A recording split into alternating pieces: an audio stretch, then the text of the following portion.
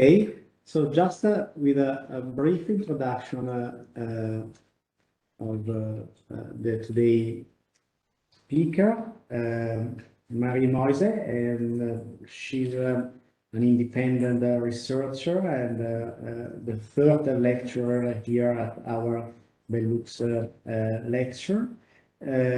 She has a background as an activist and expert on feminist issues. And today, I think that really the topic of her lecture is very interesting because of the presence of two really pivotal figures in the post-colonial and the contemporary intellectual world. The figure of Belux, who's the person who gave the name to our lectures, and the central and very important figure of Frantz Fanon, post-colonial psychiatrist, and very curious to know and to understand how in the Marie work the two figures can be bridged, because in a way, to my very superficial knowledge of the two, I saw very big differences and sometimes even approach to radical thinking and radical theories that is quite, totally different in different directions. So finding bridges between different radicalities, in my opinion, is really inspiring and interesting. So just let me give you the room, and thank you to be here today, Marie. Thank you very much, Guido, and everybody for being here. And how many minutes I have? You have all the time so you need. I mean, we have to leave this room at 6. Okay. So yeah. Okay, since English is not my mother tongue, if anything is not understandable, we can stop and share doubts and questions. Okay. Well, I decided to give this title to my speech, Writing Gender Through Race. As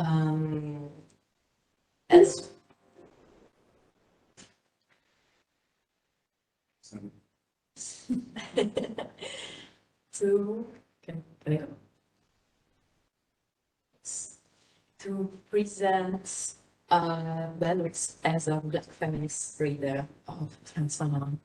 But I would like to start my speech by applying one of my favorite feminist politics, which is the politics of locating myself, positioning myself, and that is expliciting what is the specific class, gender, and race conditions and experiences which define my standpoint in relation to what I'm about to present to you.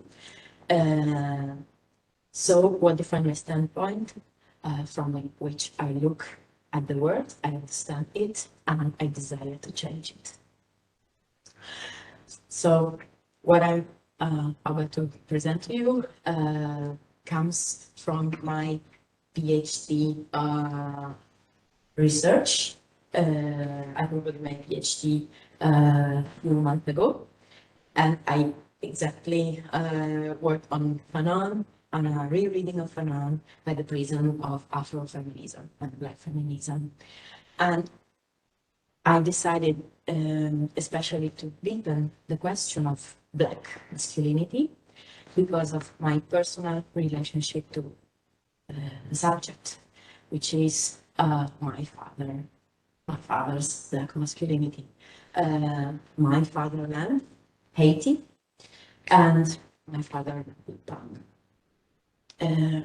which is in synthesis my relationship to my Afro-diasporic roots, which I am looking for since I inherited from my father and my father's family what I call, according to Fanon, the colonial trauma.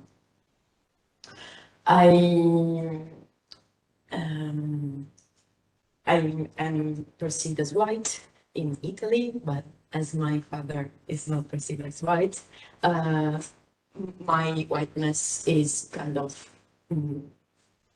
complex. And when a name, the term father, by no means I'm talking about the common sense term father, the common sense that is given in Europe to the term father. But neither, I refer neither to the classical social studies from psychology to sociology, nor the Western feminist thought.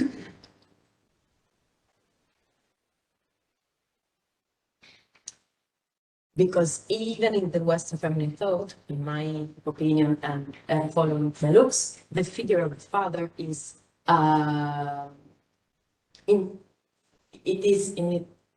intrinsically linked to the concept of patriarchy, which I don't disagree.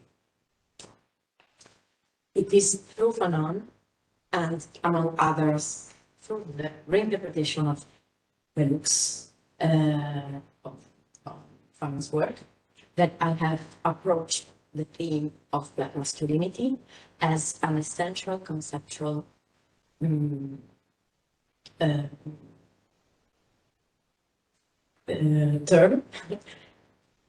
for an understanding of the interlocking systems of repressions and their functions on a macrosystemic level, as well as on the level of their psychic internalization, incorporation, or to quote Fanon, at the level of their epidemialization.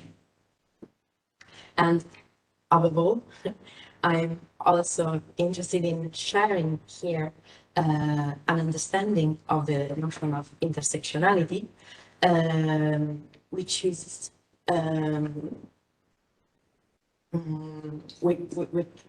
which I would like to bring back to its historical meaning,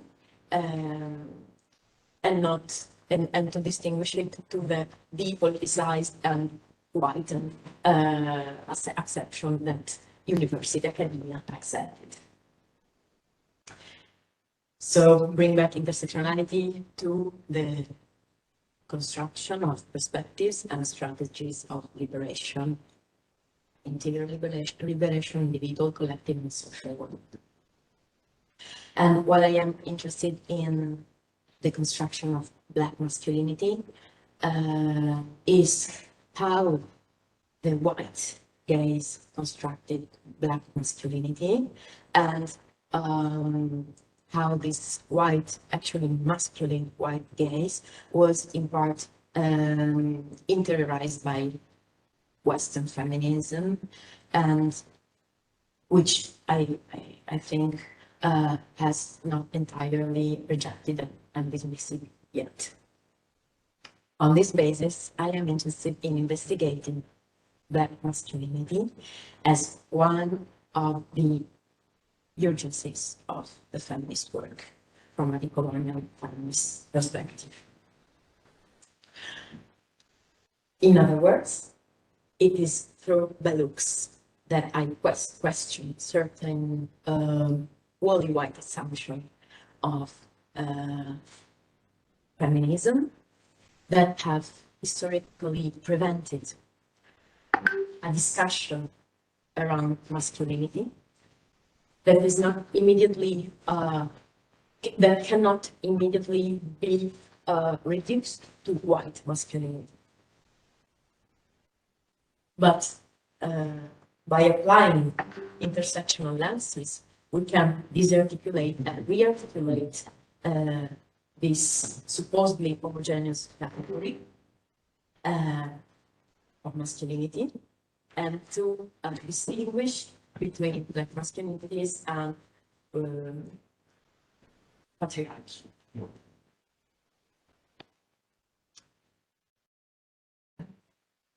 It is the work of Bellux, among others, that has allowed me to investigate the theme on a personal and a political level, and in particular in the work of Bellux that the yes, the theme, the Fanonian work is reread in order to reread Black masculinity.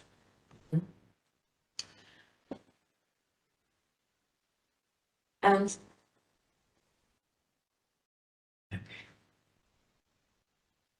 thanks to books, what I would like to show is that Fanon's text can be understood as a work around Black masculinity and an important intersectional work, insofar as gender and race in Fanon's work are not thematized as two axes in parallel, not even only as two axes that converge at a moment, but a world reading that is exactly intersectional, and that we can read as such, thanks to Bellux, but also thanks to Angela Davis, Baudrillard, Hortense Spillers, those Black feminist thinkers that theorize intersectionality. Intersectionality, on the other hand, is the approach with by which Fanon proceeds in, I would say, it is the approach by which Fanon proceeds in writing in his theorization in Black Skin, White Masks, one of the most important book by Fanon, and that we can, which is in my analysis, an intersectional work, exactly by the words that Bellux uses to define it. Finally, in Black Skins, White Masks, writes gender through race. Okay, I will start by telling you a little story in which Bellux is the protagonist, and it is a story which gave which is at the origin of a text, namely this text, that I would like to discuss with you today. We are in 1995 in London at the Institute of Contemporary Arts, where a great conference chaired by Homi Bhabha, one of the fathers of the post-colonial thinking, hosts many of the most important critical thinkers and artists and critical race theorists. That is Stuart Hall, Paul Gilroy, Françoise Vergès, the two filmmakers Isaac Julian and Raoul Beck, and so on. They are all gathered for a series of exchanges and dialogues around the work of Fanon, or rather, they are gathered to engage in a direct relationship with Fanon. The title of the conference is Working with Fanon. Within the program, the feminist reflection, feminist analysis, is all confined in one panel in which Bellux is included in a dialogue with another Black feminist artist, Lola Young. After Stuart Hall's opening lecture, in the first dialogue of the day, in which a good number of thinkers are ready to confront each other, Bellux asks to Stuart Hall, the father of the cultural studies, why he decided not to engage a gender lens and sexuality lens in his Fanon's analysis. And she asks to Stuart Hall, yes, to start discussing about gender and sexuality in Fanon within this dialogue. Hall's response is clear. The theme is problematic in Fanon. It is there, he says, but it does not seem to me to be one of the things with which Fanon is consciously wrestling. So let's not speak about it. And also Hall considers the passages on gender relation in Fanon as a, I quote, a blind spot. So it's not possible to talk about blind spot. And all feminist critiques about this blind spot will be confined in a specific panel afterwards. Bellux tries instead to propose a reading, to read between the lines of Fanon's work, and to read what appears to be a blind spot, but which is not. She proposes to interpret the absences in Fanon's analysis as a calculated refusal. Thus, to interpret these absences as a certain kind of dialogue. Hall does not answer to Bellux. Then someone from the audience intervened to shift the debate, to bring it elsewhere, and a totally ungendered analysis about the role of nationalism in Fanon is open, and Omibaba reinforces the discussion as chair. In short, no one answers to Bellux. In the next panel,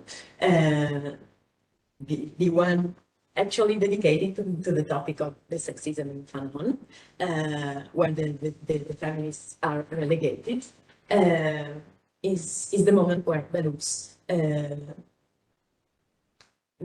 can present her paper. The scholar interview starts by critically intervening about what happened, and she also criticized all the approach chosen, which has been chosen for the World Conference. The fact of relegating feminist criticism on a single box, and the fact of relegating feminists to that test, that this one to criticize Fanon sexism, makes feminism appear illegitimate and superfluous in all the other discussions of the conference, and it is, according to Bellux, something symptomatic of an unresolved relationship with feminism itself. This unresolved relationship with feminism expresses a very stereotypical view of feminist criticism of Fanon. It reveals the concern that is full of prejudice, that feminist criticism would be driven by an anti-male sentiment, and that the feminist criticism would be functional to the destruction of Fanon, rather than working with him.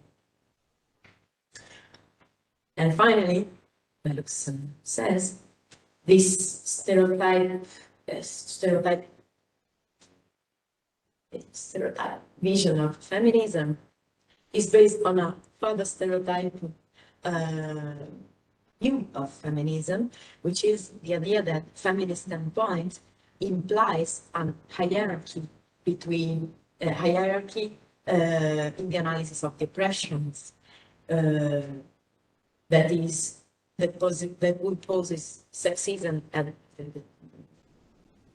the bottom of this hierarchy, and all the other oppressions as subordinated to the question of sexism, which is exactly what intersectionality denies and problematizes. So Bellux writes, Our panel began with the moderator presuming that we would concentrate on interrogating Fanon's sexism, stating that we would not only engage in the rigorous tasks of working with Fanon, but that we would also be working on him over. Nevertheless, Bennett's answers to this prejudice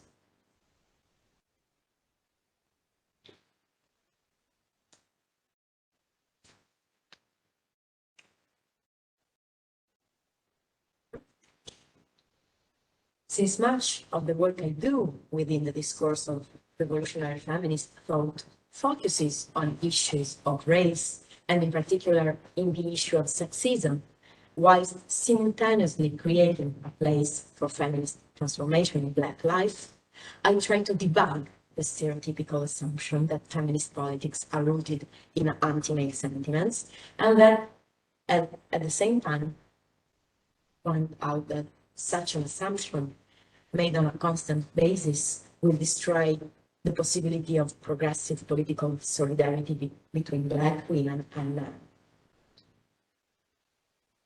And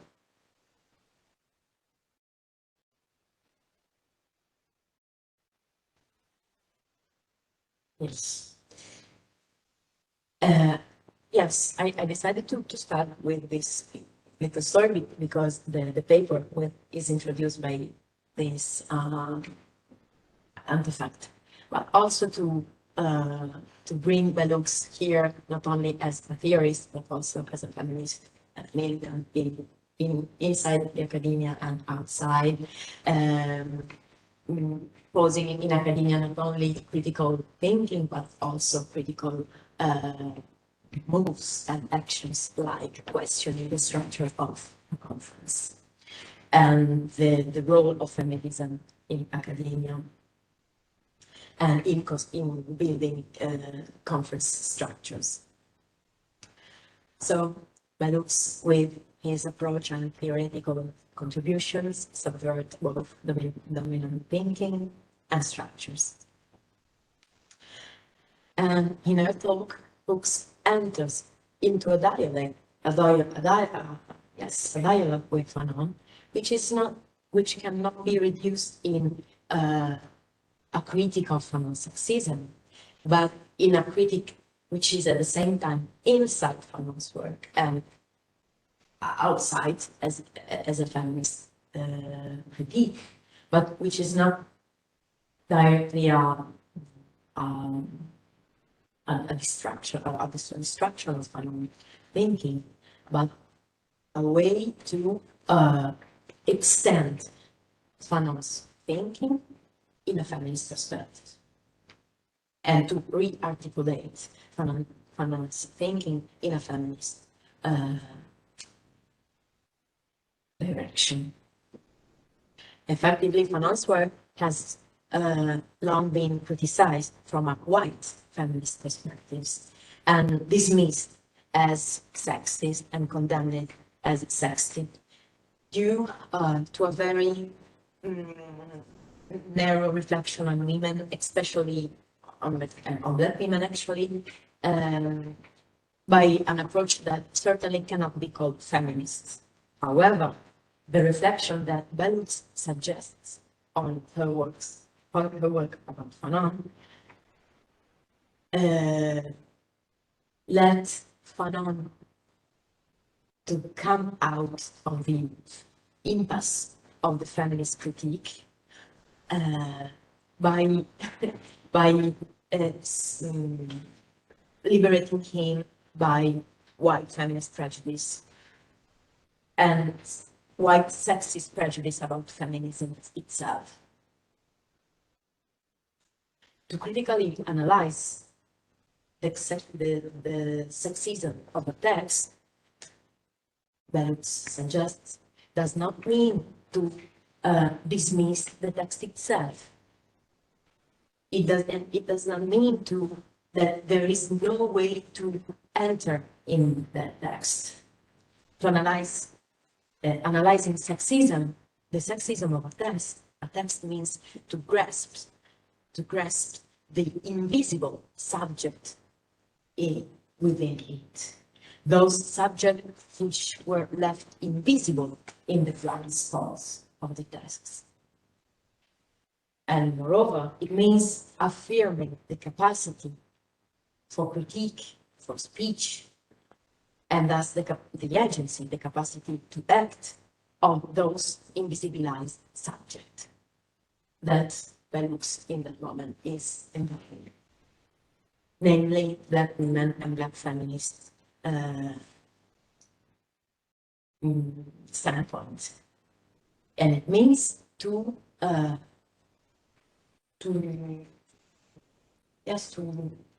recognize the power of the invisibilized subject within the sexist discourse.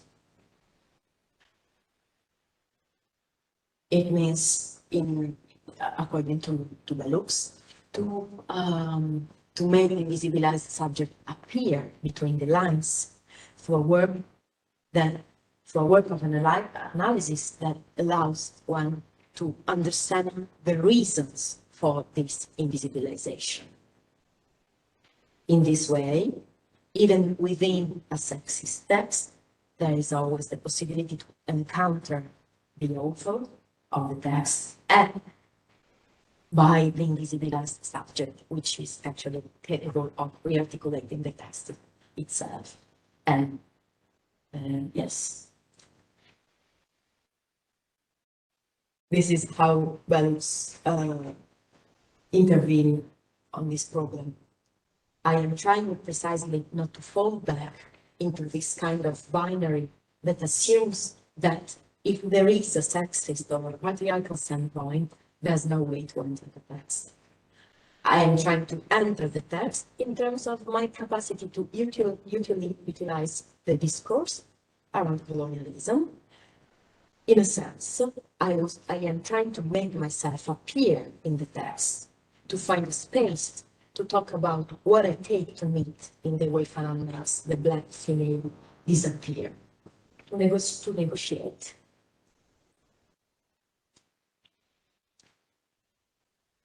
So the sexist limits of Fanon's vision are the limits of a situated standpoint, which actually is claimed as such by the author himself in Black Skin, White Masks, which is a text that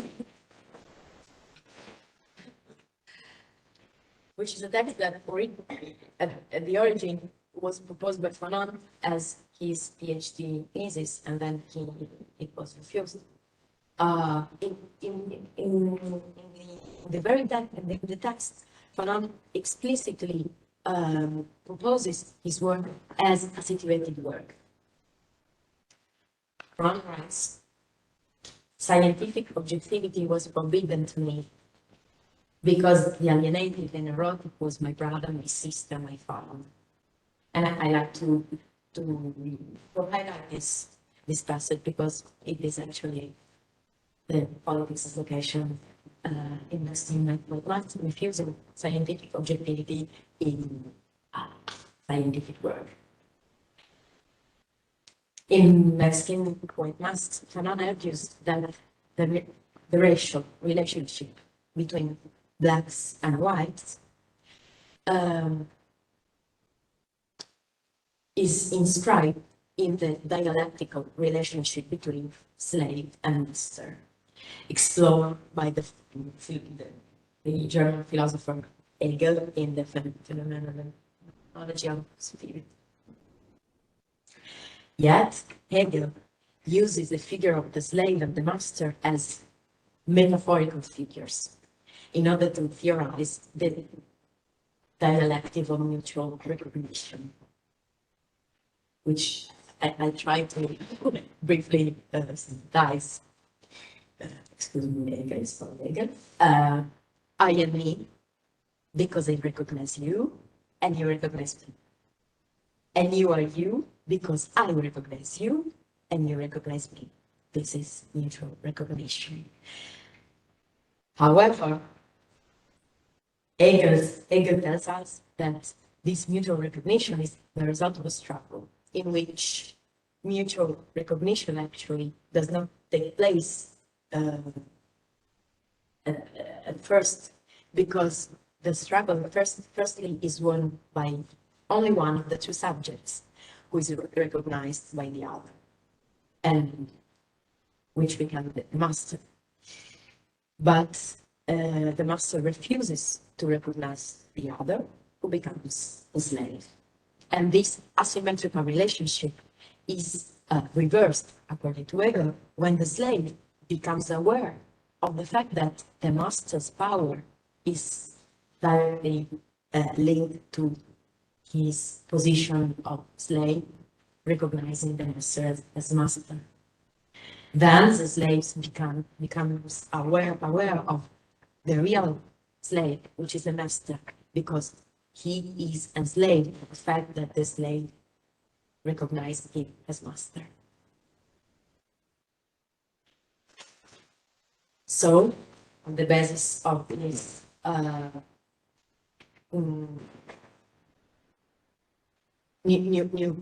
new acquired consciousness, the mutual recognition is possible.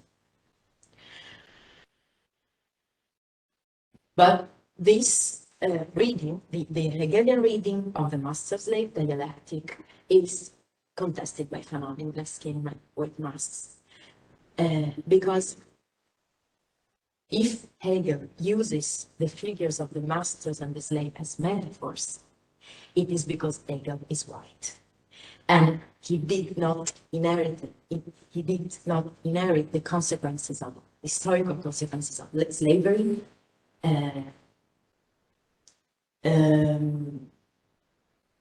but the position of privilege. And Hegel's privilege is the privilege of not seeing his own whiteness. From the point of view of Fanon, from Fanon's point of view, on the other hand,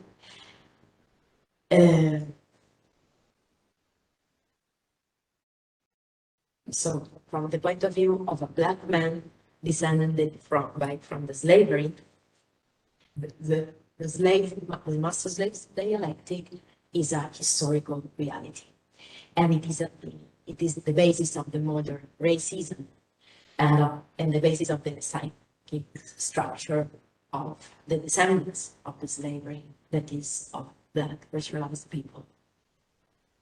Historically, as a matter of fact, slavery, legal slavery, used to sanction the inferiority of the slave and the superiority of the masters. But the abolition of the slavery, according to Fanon, did not lead to equality between former slaves and former masters, because it did not occur through a mutual recognition structure. It was the master who decided to abolish legal slavery, and furthermore, after having removed the legal principle that sanctioned the inferiority of the slave from the law, the master produced a new one, inferiority principle, no longer a legal one, but a biological one, namely the race. Inferiority after the abolition of slavery is no longer linked to the legal status of the slave, but to the racial status of the black, attributed to the former slaves and to his descendants. No mutual recognition took place, according to Fanon, but a new racial re-articulation of the master-slave dialectic. Fanon's contribution to Hegel's reading is not only introducing racial lens to the master-slave dialectic. It is a very important reading because Fanon also introduces an understanding of the master-slave dialectic, of the black-white dialectic, as an erotic one, as a love relationship. The black man, paraphrasing Fanon, wishes to be recognized by the white man, in the sense that he wishes to be loved by him. And I put a little part of black skin, white mask. For Hegel, there is reciprocity, writes Fanon. But here, the master scorns the consciousness of the slave. What he wants from the slave is not recognition, but work. Likewise, the slave here can in no way be equated but with the slave who loses himself in the object and finds the source of his liberation in his work. The black slave wants to be like his master. Therefore, he is less independent than the Hegelian slave. For Hegel, the slave turns away from the master and turns toward the object. Here, the slave turns toward the master and abandons the object. Then Fanon asks himself, in a way, can there be a relationship of true love between black and white within a racist system, where the white has the power to love or not to love the black, and the only way for the black to be recognized as a human being is to be loved by those who have the one-sided power not to love him. Or rather, to be loved by those who have the power to hate him, to reduce him to a non-being, to a non-human. In this situation, Fanon believes that thinks that an impasse is created, a dialectical impasse. The black man is alienated, writes Fanon, because he loves the white man who does not love him and never will. And never will. On the contrary, the white hates the black. The white as white and the black as black. In loving the one who hates him, the Fanonian black man hates himself. He internalizes the white man's view of himself, but he keeps on desiring his love because he desires to be seen and treated as a human being by the one who has wanted him, dehumanize him, who has acted violence on him. Before we get into Belarus, let me point out how this reflection on the finance, the finance analysis on race as an affair is for me a fundamental reading of what is now commonly called Paxicology.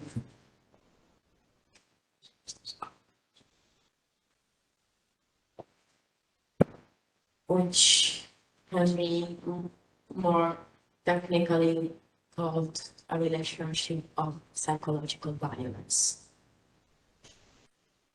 The problem with psychological violence, as I understood in my feminist struggle, and as Fanon also says in the Skin White Masks, is that the person who suffers violence enters in an infernal circle, as Fanon writes, because instead of evading the relationship with the source of his sufferance, he seeks it out and searches for it and looks for it, because he wants to make the violent understand at all costs that he's suffering and that he would like to be treated as a human being instead. He desires, as Hegel puts it, recognition. But as Benus stresses, the dialectical impasse that Fanon theorizes is not simply a racial impasse, is not simply an impasse between black and white. It is a male impasse.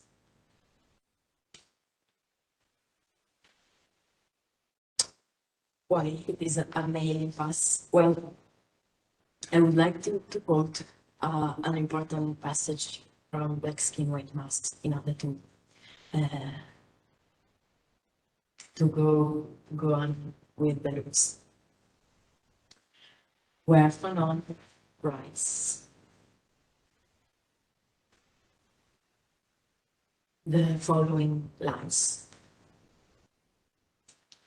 If there can be no discussion on a philosophical level, that is the plane of the basic needs of human reality, I am willing to work on the psychoanalytical level, in other words, the level of the failures, in the sense in which one speaks of engine failures.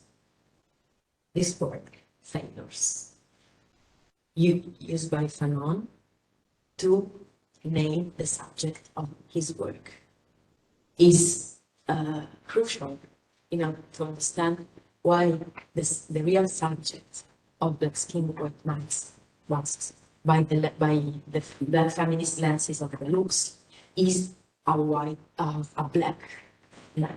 It's a black male subject. Because the original term translated as failure here in the French original text is the term raté, which define a specific kind of failure, the failure of someone missing a mark, missing a standard, an expectation, which can be more precisely understood as the fact of missing the standard of white masculinity.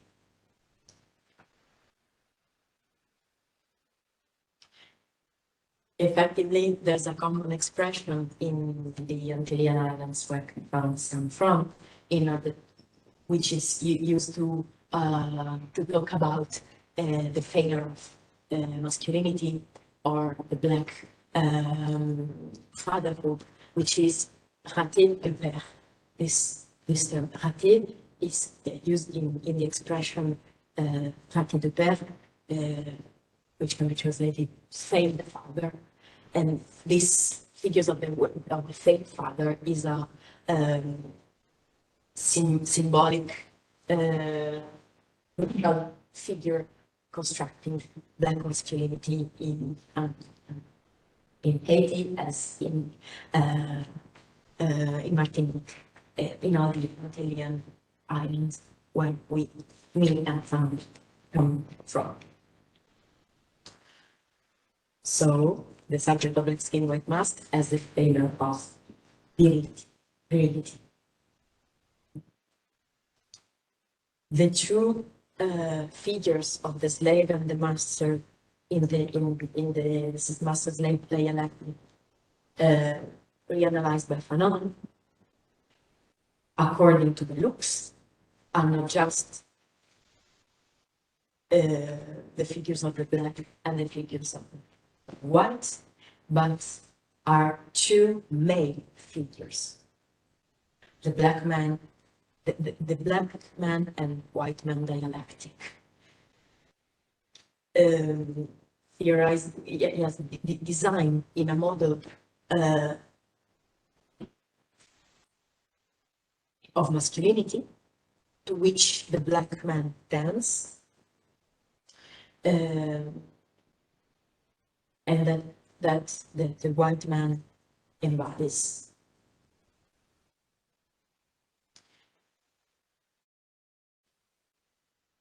So, according to the looks, from a black feminist standpoint, the master-slave dialectic in Fanon is not just a racialized one, it is not just an erotic one, but a homoerotic one.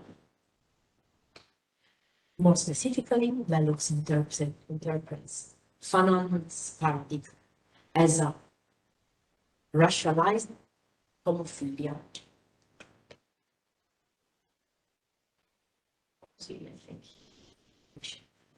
Yes. The notion of homophilia, according to Brooks, indicates not only the love, indicates not only the love of man for man, but more profoundly, following for Gilroy, the love of the same, homophilia, where homo is the opposite of hetero. Okay? The love of the same is a specific love for a specific type of man, the master. The intellectual, bourgeois, white male at the head of the modern social, economic, political system. The modern patriarchy, which was born together with the French and the American Revolution, of the history of colonization, where, but I would like to insist on the French Revolution because it is the revolution which inaugurates modernity by three key notions: liberté, égalité, fraternité, freedom, equality, and brotherhood. Not solidarity, brotherhood, a completely main notion of love and connection. Brotherhood is the key word of modernity, affirming the shared power of the white bourgeois white male brothers, deposing the regime of the king, the ancient patriarchy, and founding the modern patriarchy, which is the modern colonial bourgeois nation. And the Fanonian black man who wants to be loved by the white man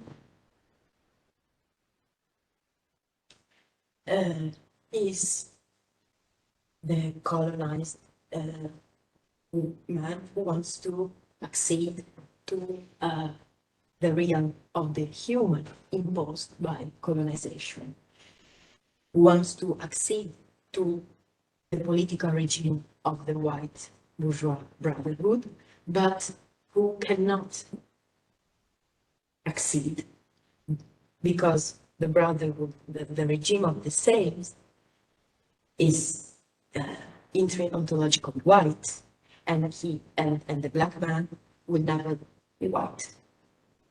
Therefore, he will be never fully a human. Analyzing, according to Fanon, analyzing the way in which Fanon represents blackness, by analyzing the way in which Fanon represents blackness, Bellux argues that Fanon is not talking about blackness in general, but about black masculinity, which suffers from a denial of its love for white masculinity. This is why, according to Brooks, in Fanon's work, the blackness of the colonized body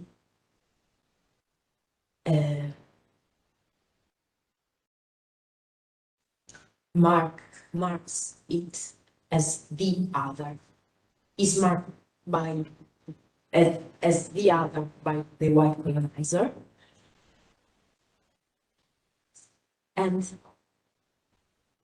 it is always framed in a sexual key, in which metaphors of emasculation and castration symbolically articulate the psychic ones of the colonized.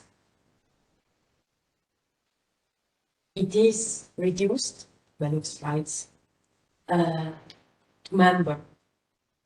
The black man in Fanon's work is reduced to a member. It is dismembered because he is shattered in his humanity and is rendered a body in pain, a body waiting for loss, a body yearning for being remembered. That's why black masculinity cannot be immediately reduced to the notion, the common white notion of masculinity, and thanks to Bellux, can be understood as actually as a colonized masculinity, as a de-virilized masculinity, a masculinity in pain, which cannot accede to white patriarchy power.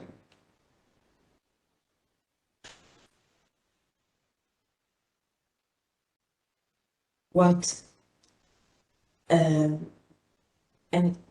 Bellux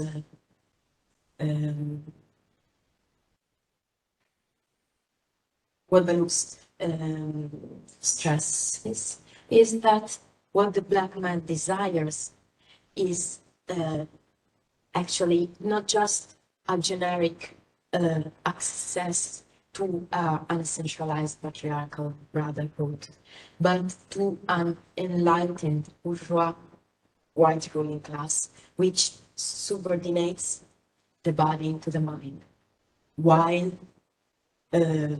exactly while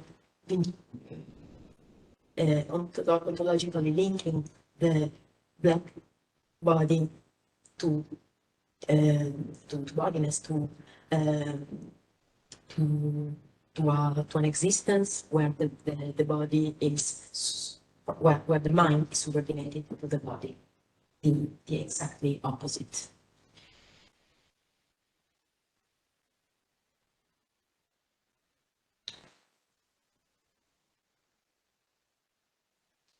What, according to Bellux, what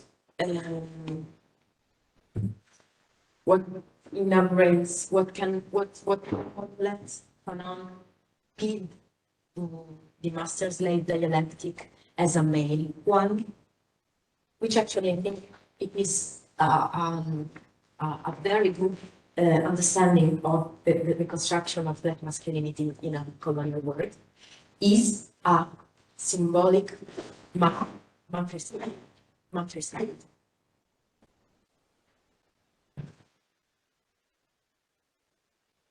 The body, yes, symbolic matricide, which the blind spot I was sure that all was talking about.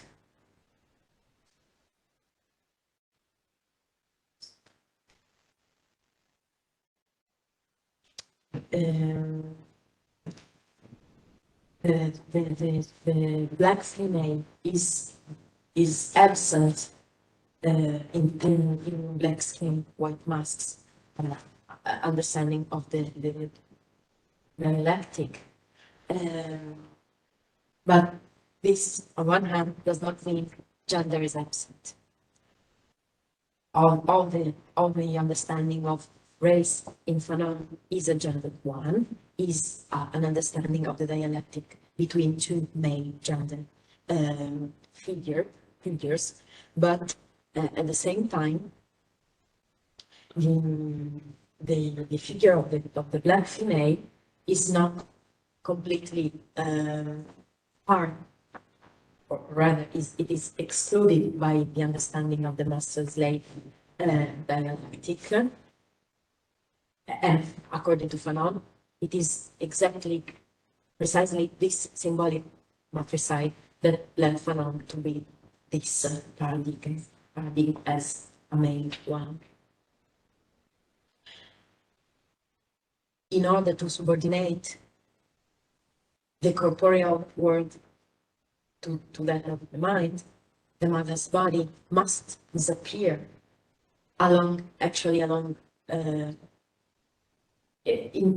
must disappear so that a world of fraternal sameness and brotherhood can emerge, which is a strong disconnection of the black man from his own genealogy, from his own descent, from his very origin of his sufferance, historical sufferance, which and this disconnection becomes a precondition for love, for love in the sense of recognition. It becomes a precondition to be admitted in the world of the free and identical white brothers, which is actually an illusion, but an injunction at the same time. In this dynamic, the existential condition of the slave, alienated from his own history, a body, an existence which is socially dead, because he cannot have a connection with the mothers and with all the ancestors, and he has not the right to generate a descent, is the existential condition of the slave during the historical slavery regime, and who is recreated in the Russian regime by race, by imposing to the black man to commit the symbolic matricide. And the black female, as a consequence of this injunction, violent and racial injunction, the black mother cannot historically consider as a mother, but only as a woman, as a matrix, the matrix of slavery. To establish a fraternal order, a brotherhood of man organized to further their mutual benefit and to attain common goals, critical dialogue among men is necessary, as it is the recognition of a shared subjectivity. And the presence of the female will disrupt the possibility of this unmediated bond, which is exactly what Bellus proposes as a political perspective to affirm, to claim the presence of the female, in the history, in theory, and in the Fanonian text as well.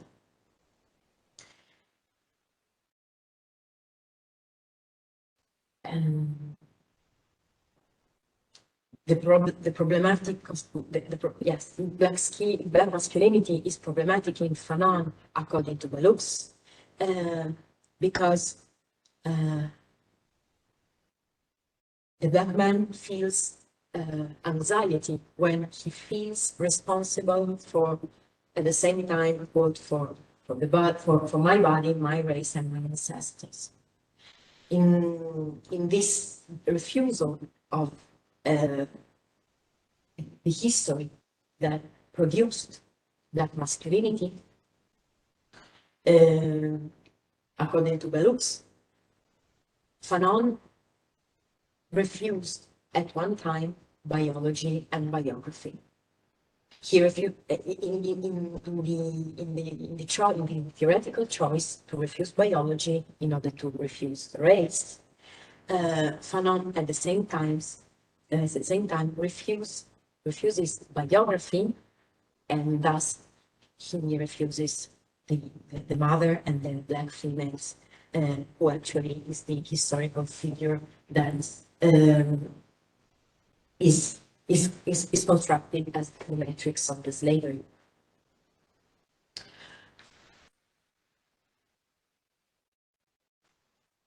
That's why, according to Bellux, the sadomasochistic crux of the Hegelian master-slave dialectic is ruptured when the black female is recognized as an other with whom the black male may, in acts of solidarity, engage various states of ontological resistance. A position which I would say is very, very distant from the traditional feminist ones.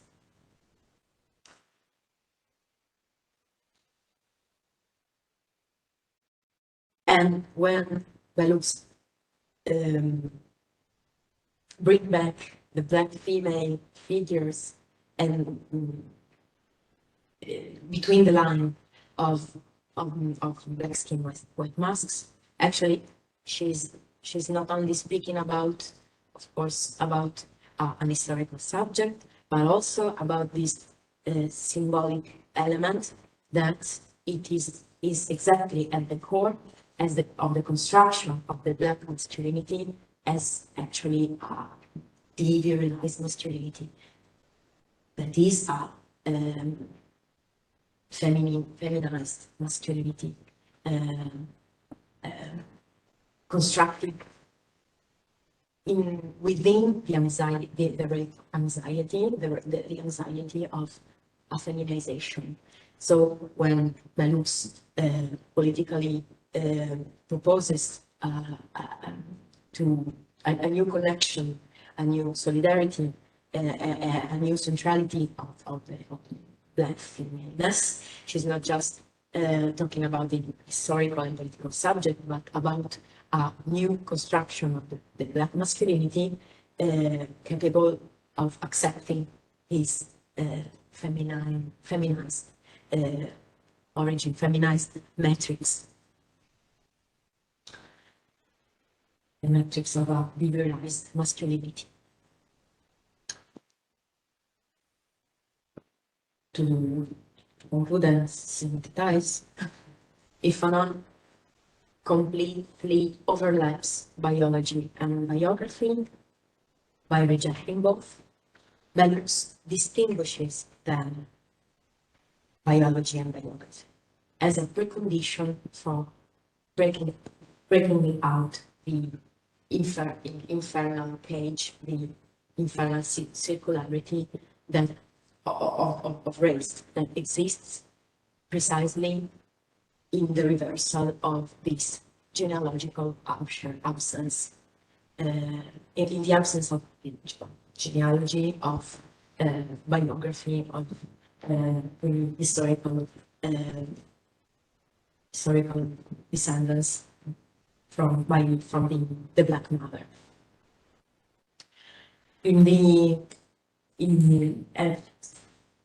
Conclude.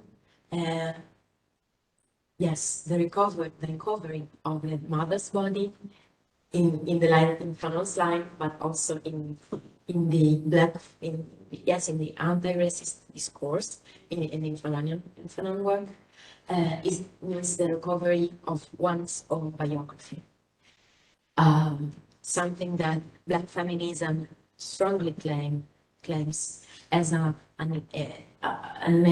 eminently political gesture, which has nothing to do with a nostalgia for past, a nostalgia for an idyllic pre-colonial past, but the gesture by which to return to memory as a site of transmission of the practices of resistance, transmission of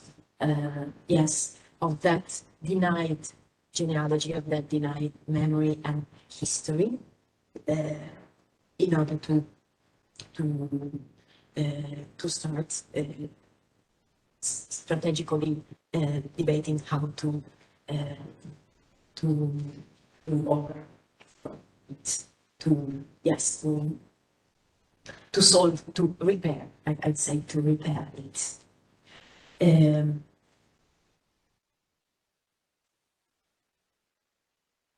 when in the final lines of Black Skin White Masks, Frantz Fanon writes, "All my body makes me always a man who questions." Bellux answers, "In becoming a woman who questions, I found it feminist thinking transform my understanding of the work of Fanon. I return to him through my embrace of both, the Black mother and the Black father, through a recognition of their mutual presence in me. It is a return to love." Thank you for.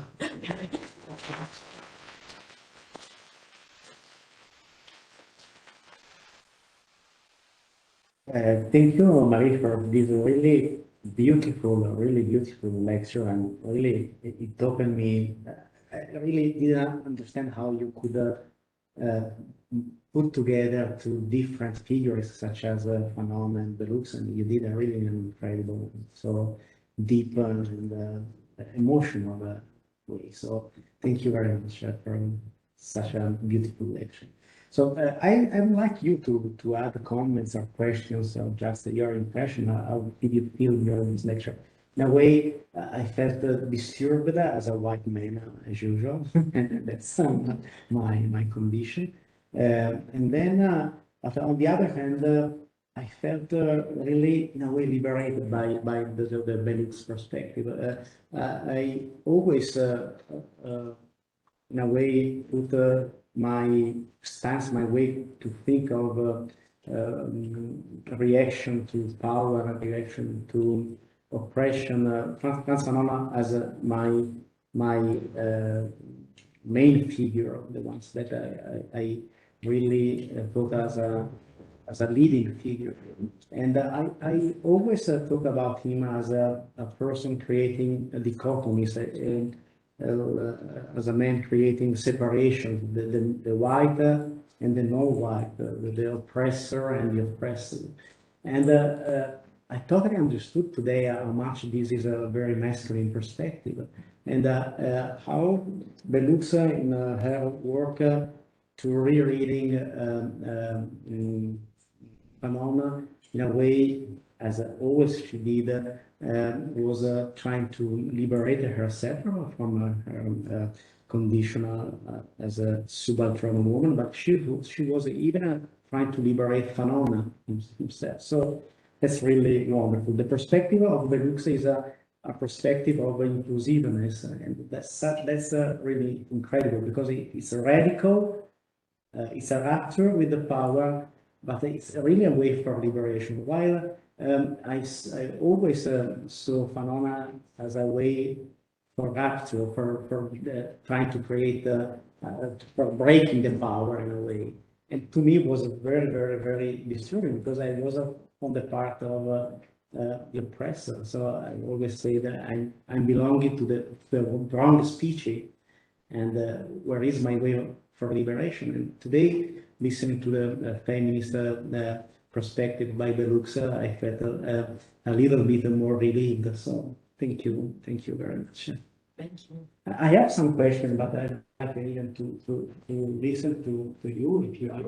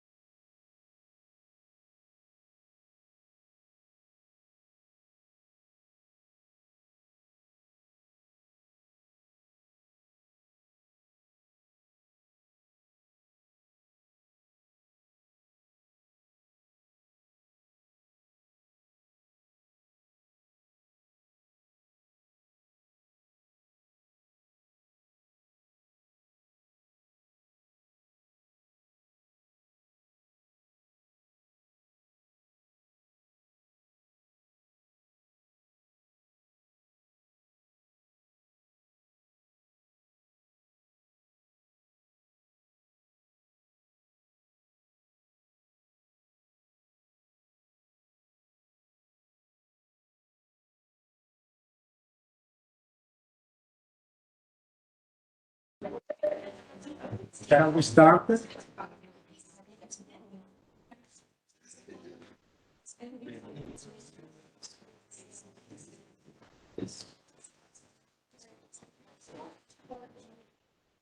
Okay. Maybe you can move closer.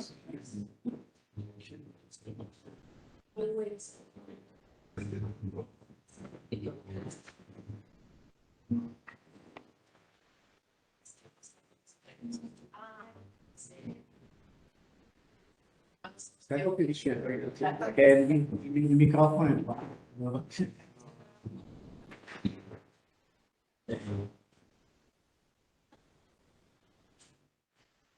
Più avanti qua intorno. Sì, sì, sì. Sì, sì. So, we can start with the comments, questions, reflections. Even really, it's good to talk even about what this lecture moved in terms of emotions, in terms of any connection, even not so close to the very complex psychoanalytic background that you moved during your lecture, and maybe the majority of us do not have so deep understanding and knowledge about the psychoanalytic theories to deconstruct and theoretically discuss your lecture. But I think even talking about listening to the Marie words came up to your mind, emotions and just impression about these really complex but even inspiring 1 hour lecture, long lecture. Okay. Can I start? Yeah, sure. Can you just up the voice so that way that they can listen to you from home? I have a question about absence because it's really interesting to think about how many things we consider absent, but we know that in a sort of psychoanalytic way, we have this absence inside our mind, our idea, but formally we think that there is an absence. So my question is, do you think that in the experience of activism, how we can address the absence of something that we know that it's present? So how can we live with this absence in our activism process?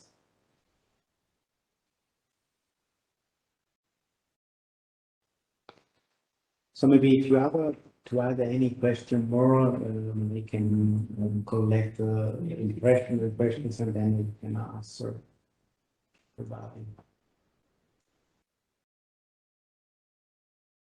Is it possible to have the text that she was talking about? Yeah, just, Yeah. Was not to read. Do you want to know something? Not on the book, but your relation. the lecture. The text of my lecture, yeah. It's not it's not written or that it's said, but I think Just notes, ha degli appunti, sta dicendo che ha degli appunti, non ha proprio una lecture. Se vuoi vedere i suoi appunti. Okay. can I Yeah. any other Yes. question? I would like to ask you if you can explain a bit more what you were saying in the beginning, because I was really impressed when you said that the way of defining feminism is not should not be done denying the masculinity. And I'm always feeling sometimes in social contexts where I am in, that sometimes in order to define this, to define the feminism issues, we are somehow denying or defining ourselves, denying men in general. And it's always quite hard to me to understand also inside my mind how to find a mediation about this. So if you can talk a bit more about this, I really appreciate. Thank you. I also would like to, I don't know if it's so much of a question as much as a comment. Thank you, it was great, it was really good. I was very stricken by the anecdote of the conference when it raises this point about the absence of gender discourse, and she gets turned down because it's not so pressing at the moment. And I was thinking how it echoes some public discourse we often hear when you raise questions and issues about, for example, the rights of LGBT people or the rights of refugees, and there's always someone pointing out it's not so pressing, since there are more important things which are never stated so clearly, so we never really get an explicit statement about what's actually more important than the issue they're raising at the moment. And in fact, there was like some sort of correspondence with the episode. So I don't know, somehow I feel like this absence, this fact that what's important is never openly stated, points to this hierarchy, like you were saying, hierarchy of powers, hierarchy of knowledge, and like some authors, for example, really like Shiri Mbega, which is very good known. He speaks about the biggest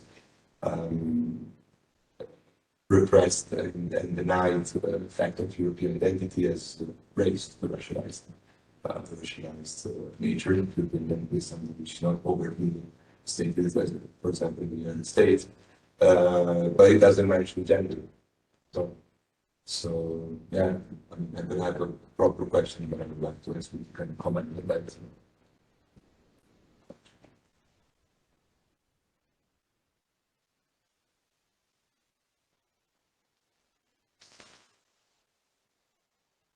Hello.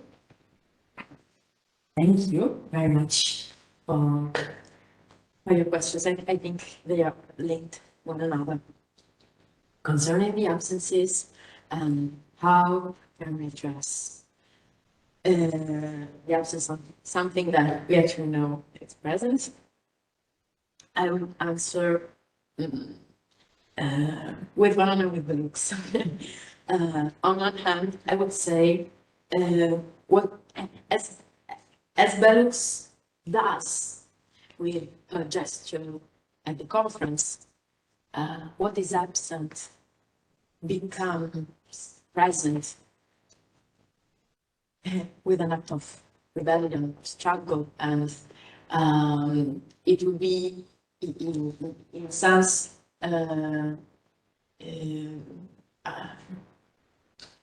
well, working to make present something which is absent could be another way to deny agency if we don't keep in mind that what is absent has always the power to claim his or her presence. At the same time, and that is exactly what Moïse does at the conference. She becomes present, and on the femininity, the black femininity in Fanon's work becomes present because of a choice of thought to struggle against this absence. And I think this is an important point, especially when we talk about activism environments, because especially in the racial relationships built within activism context, I think people often forget, or rather, according to the looks, choose to forget that by installing, yes, power relations based on the power to make present something that was absent. So I will save you, I will include you, I will let you speak, I will make you the protagonist of this demonstration and so on.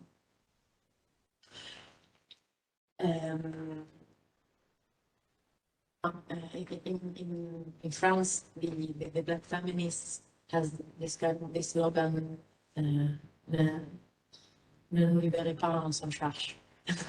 Don't free us, we deal with it. And I think it is one of the most important political points, black feminist points.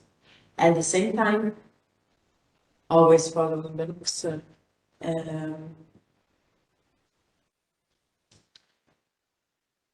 the fact that there's something at stake in recognizing that absence, and I follow Fanon at the same time. What is absence is something that is made absent. What is silence is something that is silenced. What is epidemic is something epidermalized. What is inferior is something inferiorized. So let's point to the processes of subordination of silencing, and let's question and problematize what is the power who has the power to produce silence and to produce absence, and who affirmed himself or herself by making the other absence. Bellux in Feminism is for Everybody talks about oppression. The power to oppress has an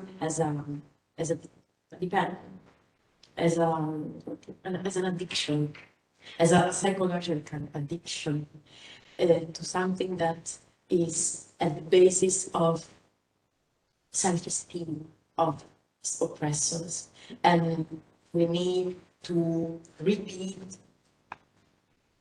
self-esteem and to yes, to build it on other bases if we want to solve oppression, the power to oppress, because people who oppress are addicted, things that they yourself is completely dependent by the action of oppression. So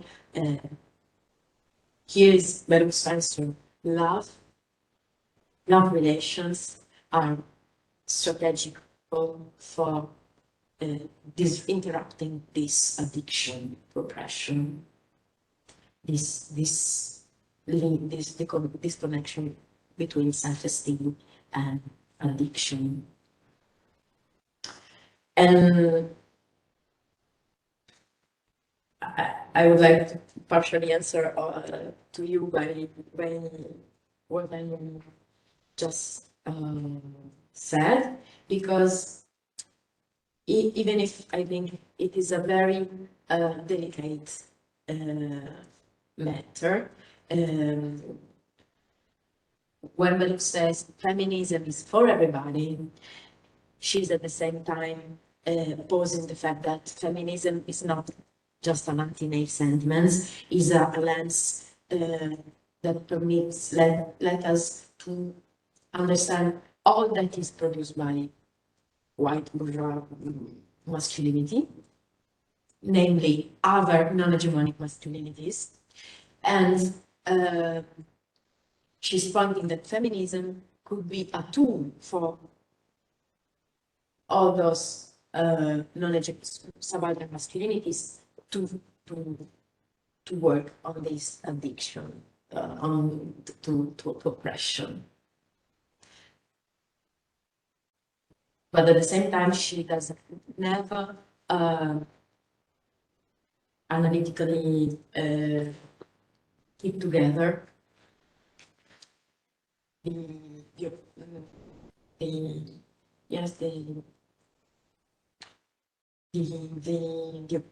power, the oppressing power, and the subject who internalized has an access, a partial access to this kind of power in colonized forms, actually, or yes, in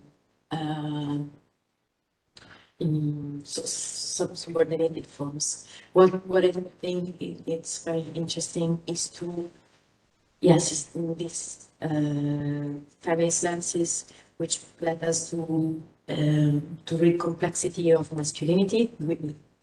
That is something that Western feminism still hasn't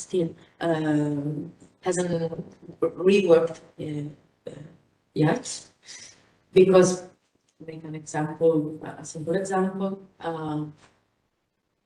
when we talk about patriarchy without expliciting, if you're talking about then you're talking about white patriarchy, white bourgeois patriarchy, Western white feminism forgets that here in Europe, in Milan, in Italy, if a white woman denounces a sexual abuse by a black man, she will be believed, and the black man will be put in jail in 5 minutes. While if a white woman denounces a sexual abuse by a white man, she will pass as a crazy hysterical woman. And in one hand, there's a woman who has a power in Russia. In the other one, there's a woman who has not the power to the power. But this is something I think Belluk's introduced in feminist theory, and which changes all the perspective to understand women not only as victims, not only as oppressed subject, but in different intersections of systems of power, to understand women also as subject of power. Another example she does, and I think here could be interesting to debate the power relation between women as mother and child. Mothers are powerless in relation to the white fathers, but they have a lot of and specific and problematic power in relation to their child. And so feminism does not deny masculinity, but it's feminism. It is at the same time, it is a feminism letting us to understand complexity, but it is a feminism that does not forget to confront subject their political responsibilities. Feminism is for everybody, mixed feminism and a feminist work on oneself is something that men has to do. And concerning the absence of gender issues in other, yes, in male thinkers theory, I think that what we see on Fanon's work explains even Membre and other theories. I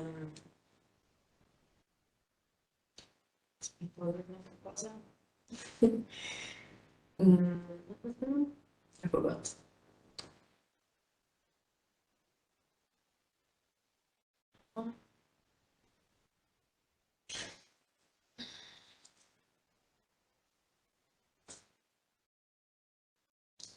I forgot, I'm sorry. if I find it in my mind, I will ask you. Sorry.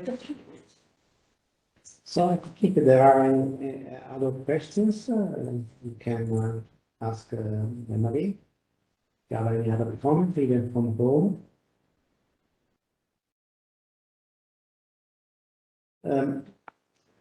I have a question. I'm not sure I would be capable to be very clear, but I will try to. So, metaphorically, I think the beginning of your lecture was very interesting when you spoke about context, conference, where those were there to try to fight against certain structures of power, and then they were trapped into these same structures of power. So, and this occasion was exactly the patriarchal and masculine white power. Reading Fanon, I saw something that is connected to this image.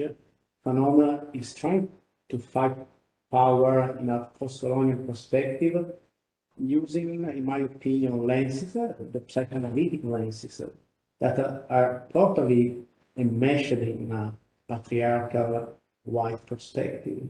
So these are exactly the processes that you described, this sense then of interiorization, this sense of dependency from your perpetrators or colonizer, is, in my opinion, in the same theoretical stance that Fanon chose.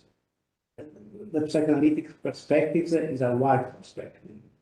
And if you have any opinion about that, any comments about that, the way of liberation that he chose, my psychoanalytic analysis, of course, moving toward a post-colonial perspective, but it remains basically a white and male powerful perspective, the psychoanalytical. Yes, I agree. There's a philosopher, called Mathieu Renaud, who was very analyzed all the epistemological premises of Fanon's work, and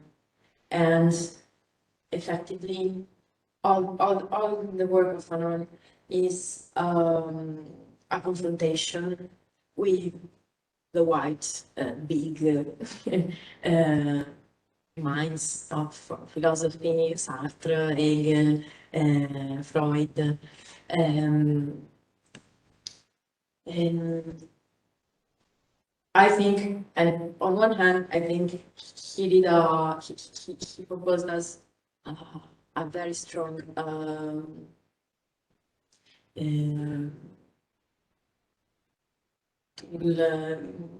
toolkit for a decolonial critique of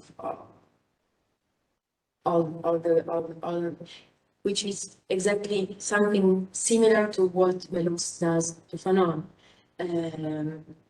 because Fanon does not directly dismiss nor Hegel, nor Sartre, nor Freud, but he works in order to make visible what was made absent in all this. So yes, I would say at the beginning he confronts himself with a lot of white theory, and at the end of her work, of his work, this is not white theory anymore. There are even certain excerpts of his works in White Master, Black Skin, where he's talking about his experience as a medical doctor when he was a student. And he was confronted with colleagues, and they were saying that he's a good guy, it's really very nice. And it was in a way, say, it's quite surprising that black men studying as a medical doctor. So not considering it as a professional person in training, but as a black person, a good guy. So when he's talking about it, in a way, it's really defining the impossibility to get off this definition when your training, your academic track is exactly the confirmation of your inferiority, because it's a white academic training. So yeah, I saw in this was the fact that he not so explicitly declared that he was saying that life was quite impossible to find a liberation being so trapped in these structures that are colonial structures, academic colonial structures, and he was totally into this kind of track. So that's quite interesting to know if there are possibility of liberation within the academic context that are by definition white and masculine and the capitalistic context. Well, I would say in Black Skin, White Masks, Fanon poses the problems, and in The Wretched Figure, he puts the answers. It's not the case. We have an entire biographical trajectory to consider, which is that one of academic and doctor who decided to abandon academia and then all the speeches and all the other structures in order to finally struggle against the system. He refuses to keep on trying to heal within the system. He chooses the struggle, which and the revolution, which is not only a militant choice, it is also a choice as a psychiatrist. He decided to heal the revolutionary soldiers after tortures, to teach them how to resist to tortures. When Fanon becomes a clandestine militant, he does not dismiss his role. His role as thinkers. He keep on writing, and he chooses other papers to write the papers of the revolution. He keeps on heal and treat patients, and he does it elsewhere. And well, I'm pretty phenomenal in that. I don't think the colonization of academia is possible, but by closing it. And refunding, yes, tabula rasa as in the rich of the earth. Or, right. Yeah, that's his conclusion, probably because of his experience. Yeah. It's a comment on this. The last book is the most famous book of Fanon, The Breach of Art. In the conclusion, Fanon says, comrades, to talk to the African people in struggle to recognize this country, say, comrades who have to leave Europe and be something else. I think it's really also problematic, see from the Western militants and Western academics. I think it's very interesting because it says it's not only the Europe, the perspective when we have to think, and I think also that it's not only academic and the university only perspective. There is something else that we can build within the university and outside. I can do that. The research oriented, which is how the Eastern academics have Eastern institutions and Eastern communities, and how they believe that in their Western way. So there's many literature supports in Arabic, because I'm interested in Arabic. Spoke about this type of problems, many literature, even older literature. What are the importance? So, started with the story like Athlete, which is one sound white and white. They spoke about how black people accused were, can say, they were a part of the rich people community in the stories, which is the process for what their is. So, in Western academic, they include these people literature, which are black. Like we can, I don't know if black means Africans or North Africans, or what the type of black, like what's the color and the identity together. So black or African, only Africans, or can someone like from Western Asia is considered black, but he's not African. So the identity here is very important to understand. And for each identity, they have different language, and these languages are as proxies, many proxies for many things happen with these people. That they migrated from place to another place for something, for a reason. This reason should be implemented in some way.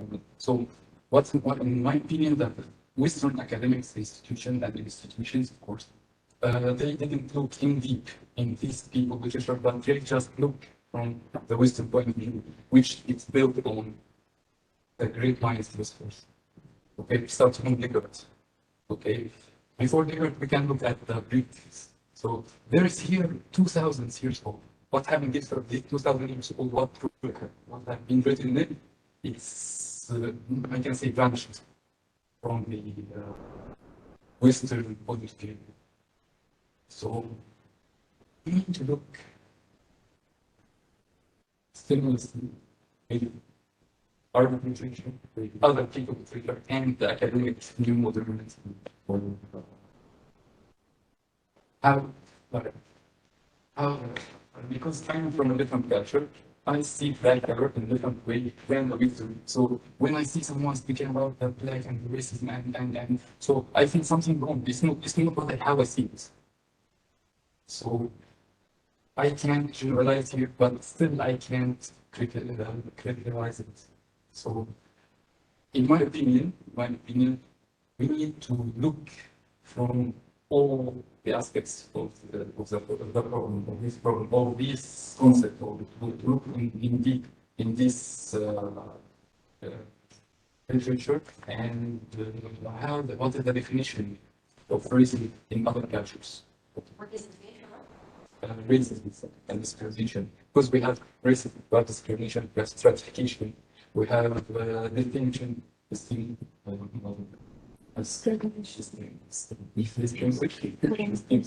so we have many terms, but each one of them it has a job or spectrum. So in my opinion, there are many things we can explain in this key expression. Thank you. I would like to share a partial answer because actually I have to think a little bit more about what you said, but I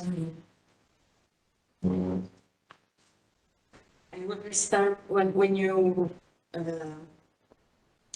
ask, are we talking about, when we talk about black, are we talking about an African person or, and effectively, I would say that in black skin white masks, Fanon is talking about not only about a black man, but a Caribbean black man. I would say it's very, very specific.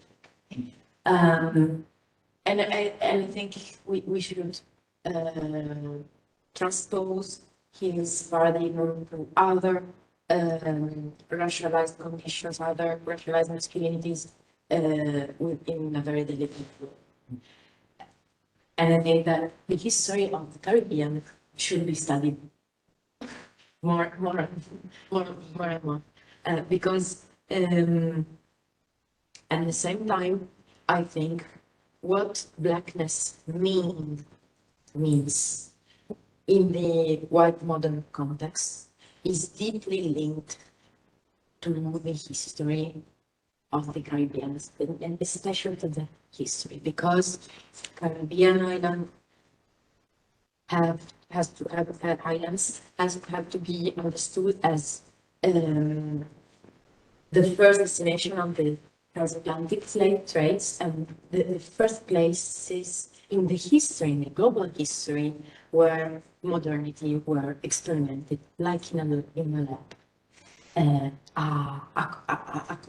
A completely artificial society were established by transatlantic slave trade from Africa to Caribbeans, and something that never existed before started to exist, and it became, I follow all the black Marxist theory in saying that, it's my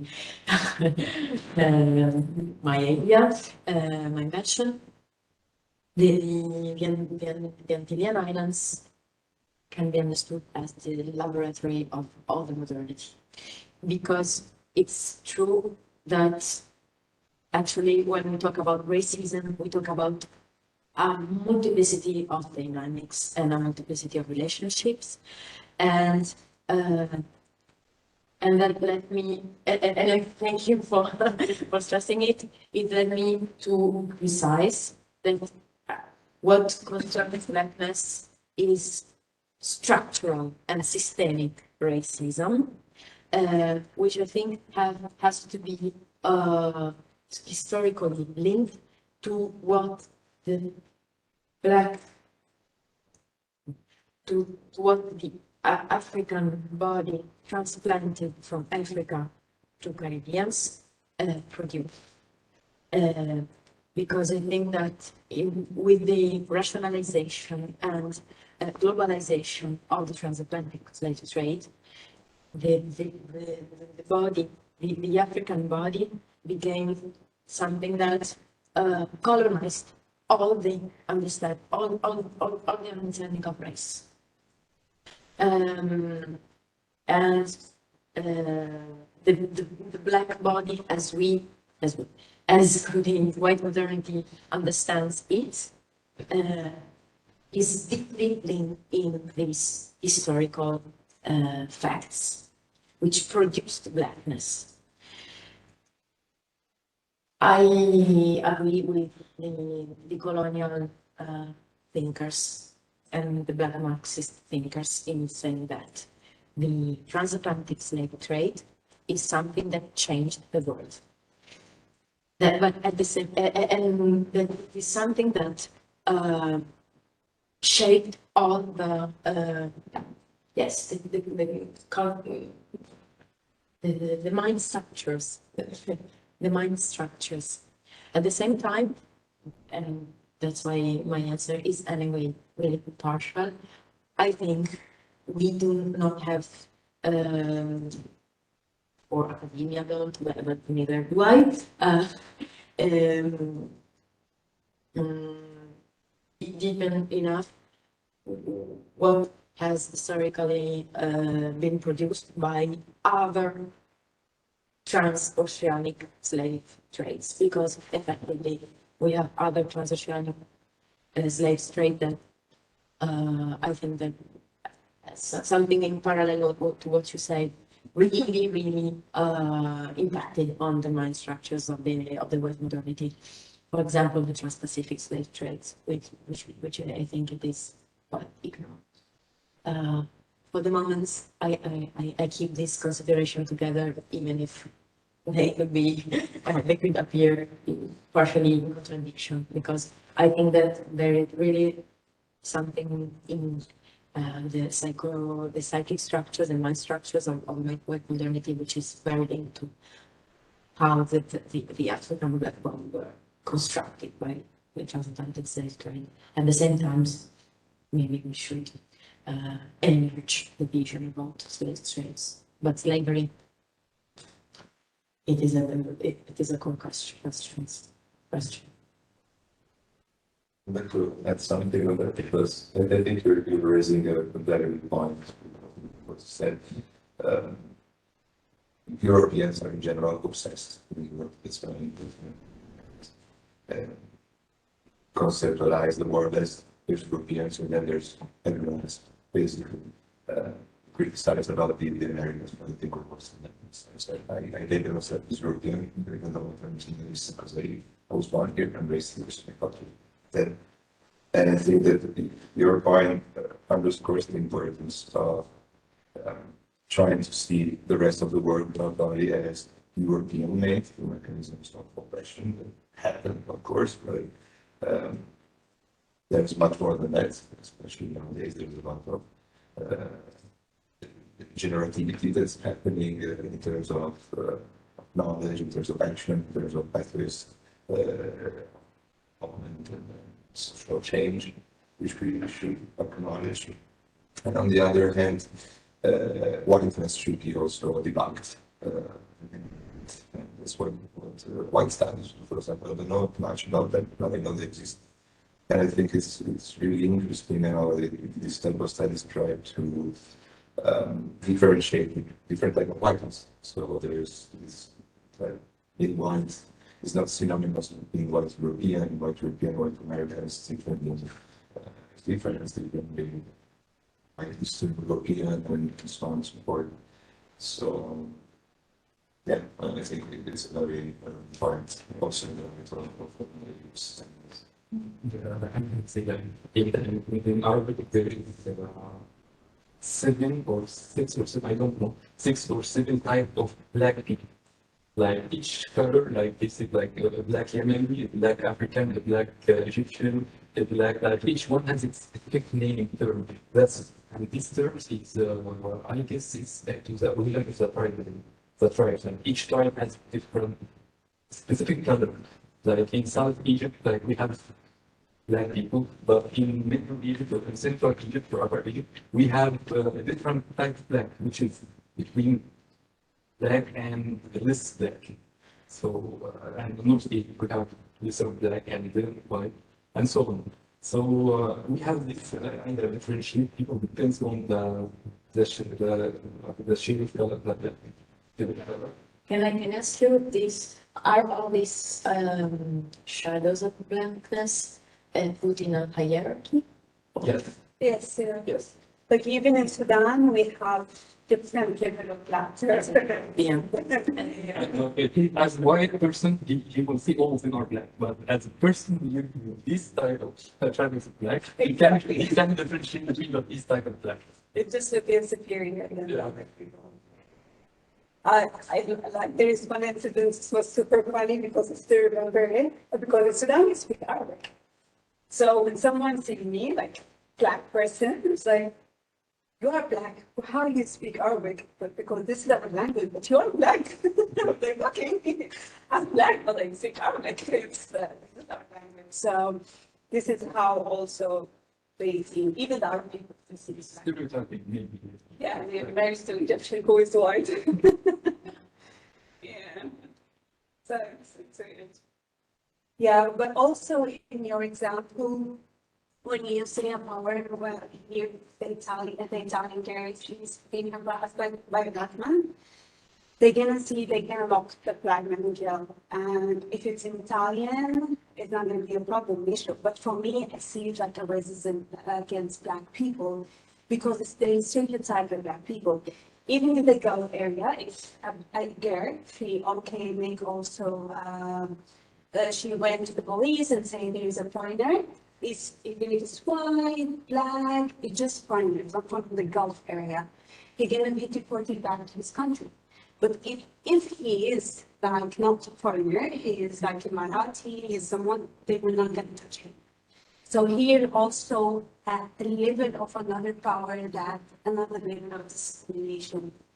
So this is That is exactly why I said women as a social group cannot be understood only as victims as victims, and especially white women, because they have this power that I would actually define following Bellux, a racist power and a sexist power. This is the contradiction. Women have sexist power to realize the black man as rapist. This is a sexist power, and feminism has to live with it. exactly. Yeah.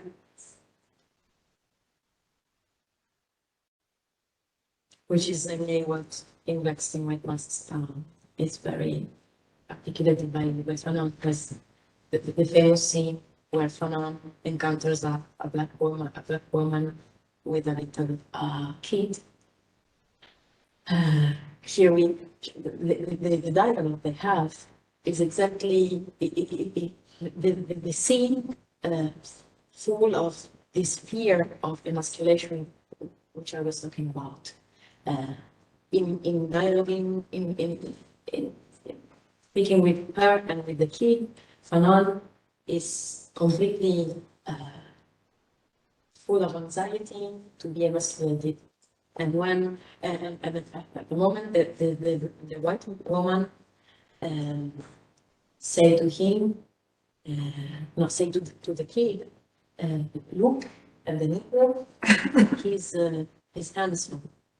She erotizes him, and by doing this, Fanon reports us exactly the power of the white women to construct the sexuality of a black man in the framework of a racist, sexist regime.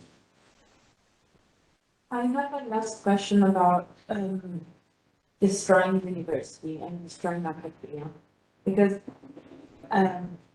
it's really hard to think about how destroying academia. I think about something that Liberty wrote, but I know that Liberty had, I can't define them ages, but someone could criticize Liberty too, but I don't know how it's possible. It's really hard to think how it's possible to destroy academia. So I would like to know if you have some ideas, some suggestions, something to read about. Mm-hmm. Freedom as marronage. It is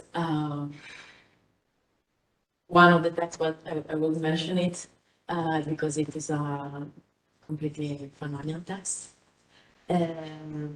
I think that following Fanon, I partially repeat what I said. We deal with a violent relationship and do not solve violent dynamics within the relation. You have to escape the relation, and then you can look at it from a different perspective. And